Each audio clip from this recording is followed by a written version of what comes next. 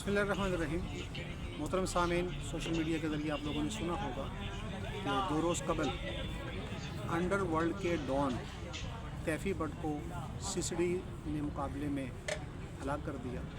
तैफ़ी but 3 दिहाइयों तक पाकिस्तान में उसने राज किया। बिलखसूस लाहौर में उसका तूती बोलता था। ख्वाजा तारीफ़ गुलशन उर्फ तैफ़ी बट ये एक बहुत बड़ा नाम था अंडर वर्ल्ड का, और इसके नाम से लोग डरते थे और कांपते थे।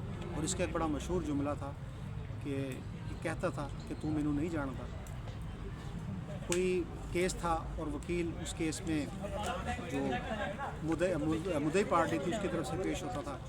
तैफ़ी पे केस था तो तैफ़ी ने उस वकील को कॉल की और उससे यही जुमला उसने कहा कि तू मैनू नहीं जानता।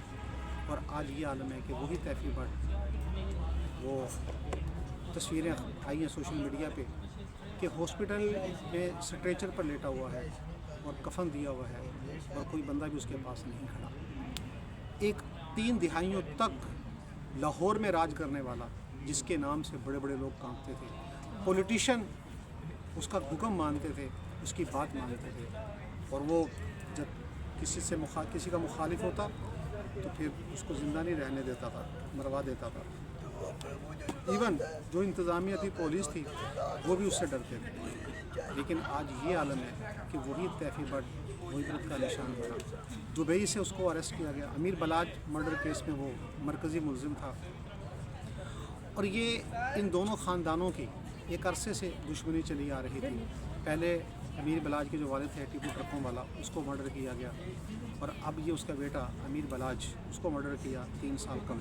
तैफ़ी बट उसमें मरकज़ी मुलज़िम था। तैफ़ी बट पाकिस्तान से फ़रार होकर दुबई चला गया और वहाँ पे रहने लगा।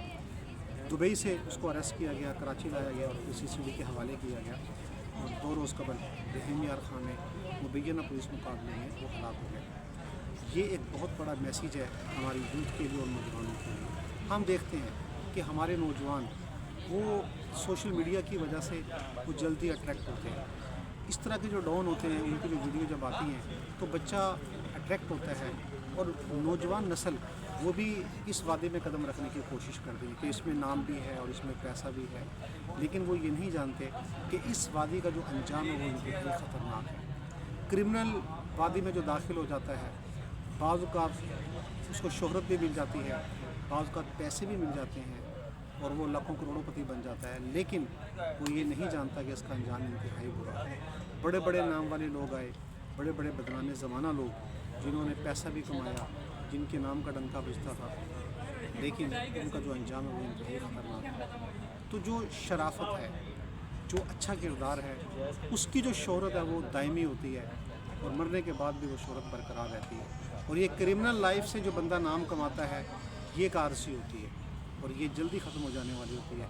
कितना भी बंदा अरूज हासिल कर ले, शायद पाकिस्तान में तैफ़ी बट जितना अरूज कम लोगों को आया होगा डॉन के हवाले से और अंडर वर्ल्ड के हवाले से।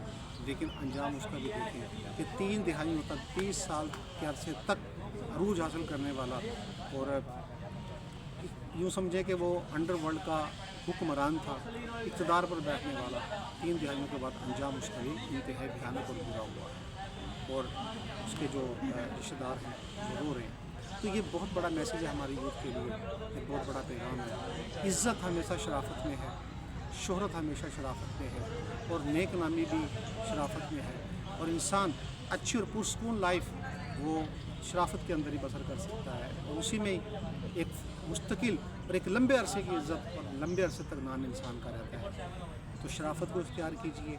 ऐसे लोग इनकी वीडियो से मुतासिर ना हों, ये आर्जी होता है और उसके बाद फिर ज़वाल और सूरज इनका डूब जाता है। ऐसे डूबता है जैसे तैफ़ी बट का सूरज डूबा।